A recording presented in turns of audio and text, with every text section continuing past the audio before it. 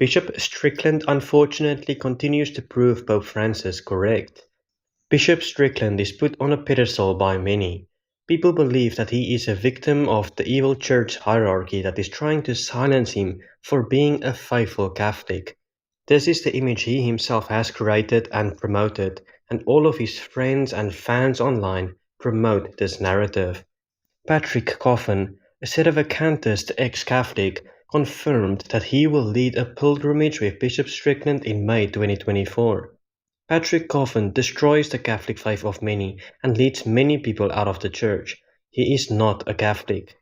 And yet Bishop Strickland is organizing a pilgrimage with an enemy of the faith. What sort of message does this send?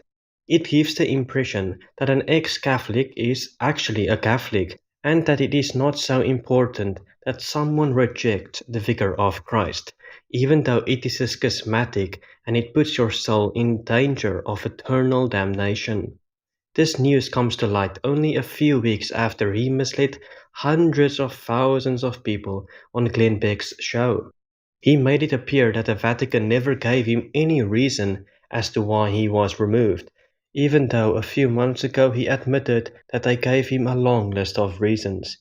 He even admitted that he disobeyed his superiors by not implementing Traditionis Custodes. And by the way, anywhere else in the real world, when one of your inferiors refuses to obey your commands, it is understandable when you let them go. In his interview with Glenn Beck, he made the shocking and slanderous claim that the Vatican is against the truth and that the Vatican says the truth of the faith has changed. Even though there is no proof of this, quite the opposite. The Vicar of Christ said that divine revelation can never change and is binding forever.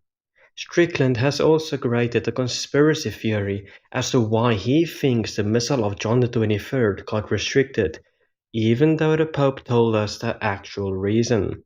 And somehow Bishop Strickland let it slip that he does not even know what the deposit of faith is, which is insane, to be honest with you. If someone complains that the Vatican is against the deposit of faith, but then you do not even know what the deposit of faith is, this is something you would expect from a random guy on the internet, not a bishop. This is just not befitting of a bishop. And all of this is just a few weeks after Bishop Strickland described an author of a letter as a lover of the church and a Petrine office and a true disciple, even though the letter he read repeatedly slandered the Holy Father and spread lies and said that he is not the Pope. So here is my controversial opinion.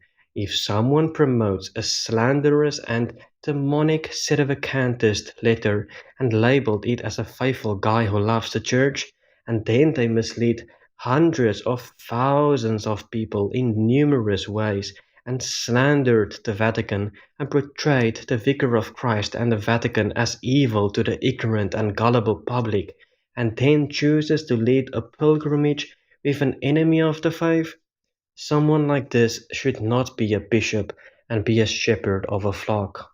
I am sure he has many great qualities and that he has the potential to be a wonderful bishop. But when someone does not actualize that potential and actually does the opposite, it shows that the Vicar of Christ made the right decision by removing him. It is a sad decision, but when we pay close attention and examine the narrative the media communicated to us, it was clearly the right decision by the Vicar of Christ. We need to be very careful about the narratives pushed in the secular and Catholic media, because there really is an agenda to attack the Catholic Church and the Vicar of Christ in any way possible. Thank you for watching. God bless.